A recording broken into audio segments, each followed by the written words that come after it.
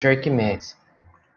Então, primeiro falar do Blaise Pascal, né, físico, matemático, filósofo, teólogo, viveu no século XVII e teve grande contribuição aí para nós mecânicos fluidos, quanto à lei que fundamenta, né, a pressão de fluido estático. Então, o que nós temos aqui? Que a lei de Pascal está fundamentada a pressão exercida por um fluido em repouso, né? Essa pressão exercida, ela é transmitida em todo o restante do fluido, isso é integralmente. Então, o que a gente pode dizer? Que pode definir aí que na lei de Pascal a pressão aplicada em qualquer ponto de um fluido em repouso é transmitida integralmente para todos os pontos do fluido, né? Então, vale essa observação integralmente. Então, toda pressão ela não se perde durante, né, essa transmissão entre as partículas fluidas.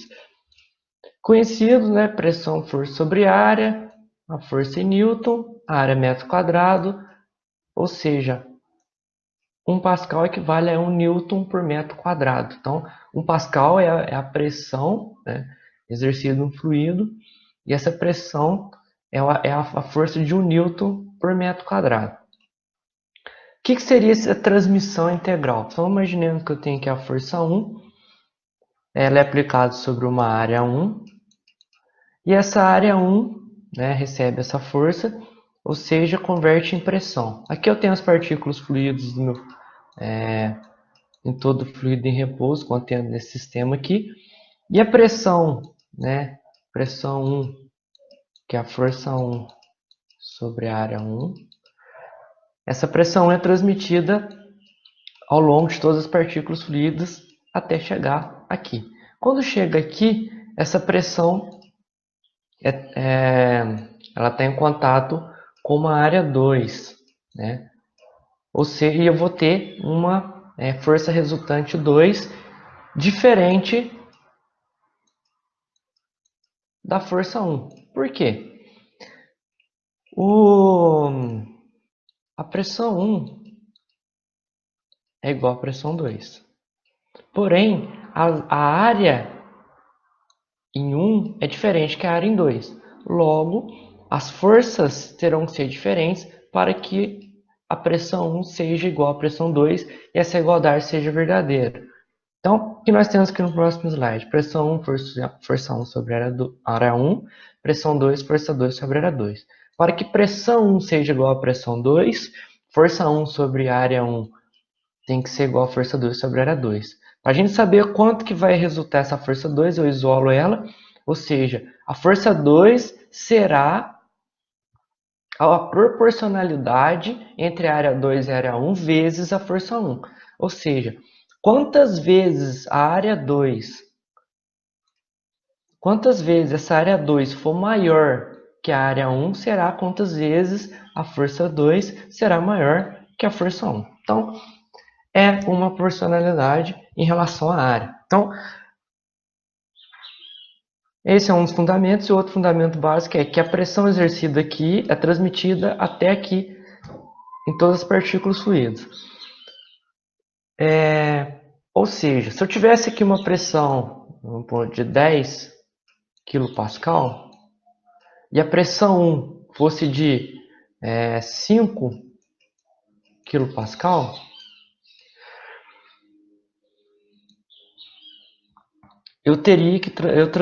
vou transmitir, né, esses 5 kPa, independente se aqui a pressão se diferencie. Mas esse 5 kPa vai chegar até aqui, certo? Então, esse aí é um ponto para ser observado. Outro ponto também que nós falamos, né, na aula 9 é o princípio de Arquimedes, né, um matemático, físico, engenheiro, tudo mais, né, um grande pensador, contribuinte, né, em vários ramos, tanto humanas como exatas. Viveu na cidade de Siracusa e dentre as observações e as anotações, Uma delas, o que tange o empuxo, né, em corpos submersos, é a seguinte, que Arquimedes aí observou, que um corpo total parcialmente imerso no fluido fica submetido a uma força vertical ascendente de módulo igual ao peso do fluido deslocado pelo corpo, agindo no baricentro do volume deslocado. O que quer dizer quando eu tenho um corpo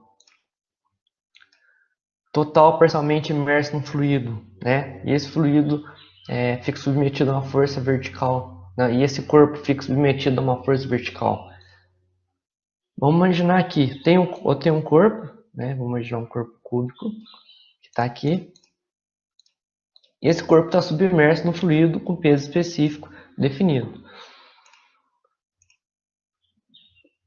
O que acontece? Esse corpo, né, que está submerso aqui, ele vai sofrer uma força conhecida como empuxo, que está aqui, que vai agir no seu baricentro, ou seja, no seu centro de gravidade.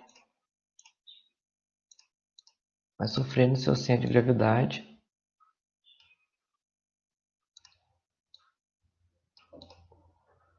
Está aqui. Então, vai sofrer uma força de empuxo.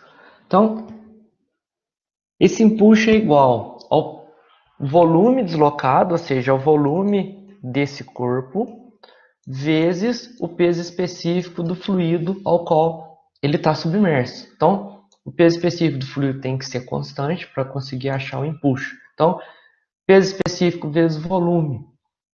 Isso aqui vai dar a unidade de medida de newtons. Isso aqui é o princípio dos corpos flutuantes. Por quê? Quando um corpo tem uma força, né, força-peso, né, que é a massa vezes a gravidade agindo descendente, né, de cima para baixo, com a ação da gravidade. Então, quando esse peso for maior que o empuxo atuante, esse corpo vai afundar, vai vir para baixo.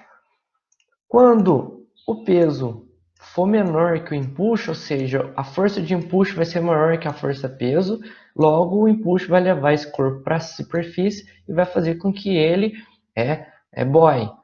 Agora, quando o peso for igual ao empuxo, ele vai ficar estático. Onde eu deixar ele, ele vai ficar. Um exemplo, aí você pega uma garrafinha de água, uma garrafa, né, uma garrafa de plástico, uma garrafa PET feita de um material de baixa densidade, você enche ela de água, joga na piscina, você vê que ela fica, claro, se você não deixa espaço para ar nem nada, você vai ver que ela fica no fundo, se você traz ela para cima, ou seja, as forças estão, a força empuxo, a força peso estão tendendo ao equilíbrio. E é o que está dizendo aqui. Então, se o empuxo é igual ao peso, ele vai ficar parado no ponto onde foi colocado. Se o empuxo for menor que o peso, ele vai afundar e vai ser levado para a superfície se o empuxo for maior que o peso. Então, essa aí é a ideia básica da aula 9. A aula 10 e 11 já tem uma abordagem um pouco mais complexa, um pouco mais detalhada do que a das forças de empuxo. Então, a aula é essa, espero que essa gravação tenha dado certo. Um abraço a todos, bom